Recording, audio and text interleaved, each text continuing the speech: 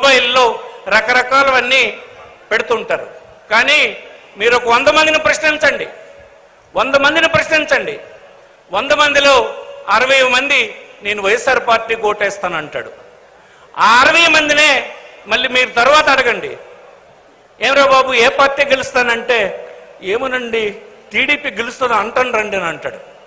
అంటుండ్రు కానీ ఓటేసే వాళ్ళు మాత్రం వైఎస్ఆర్ పార్టీకే మెజారిటీ ఓటేసే పరిస్థితి ఉంది నాడు. మీరు అర్థం చేసుకోవాలని మనం చేస్తుంది. ఇది కేవలం ఒక రకమైనటువంటి ఒక భావాన్ని కల్పించడానికి ఇలాంటి వార్తలన్నీ స్ప్రెడ్ చేయడం. చాలా రాష్ట్రాల్లో ఒకటనుకున్నారు, ఒకటి జరిగింది. మీరు చూసుంటారు, మధ్యప్రదేశ్లో ఏం జరిగింది, పక్కనే ఉన్నటువంటి ఛత్తీస్గఢ్లో ఏం జరిగింది, అక్కడ ఉన్నటువంటి తెలంగాణలో ఏం జరిగింది. ప్రజలు ఎవరితో ఉంటాడో వాడిదే అధికారం.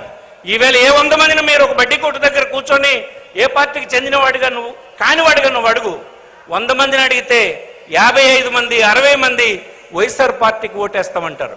వాడినే కొంత దూరం పోయిన తర్వాత పిలిచి నువ్వు ఇంకోటి చేత అడిగించు, ఏ పార్టీ గెలుస్తుందనంటే తెలుగుదేశం అని చెప్తాడు, కాకపోతే ఇంకో పార్టీ అని చెప్తాడు.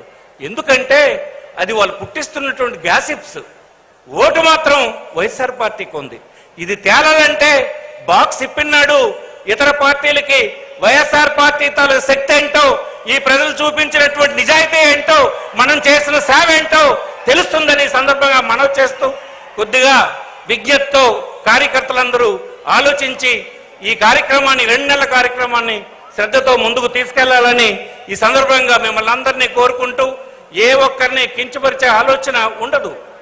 ఒక పాలకుడు కొన్ని పద్ధతుల్ని 75 సంవత్సరాలకు భిన్నంగా ఎస్టాబ్లిష్ చేయాలంటే కొన్ని సందర్భాల్లో కఠినంగా ఉండి ఆ సంస్కరణలకు శ్రీకారం చుట్టడం జరిగింది.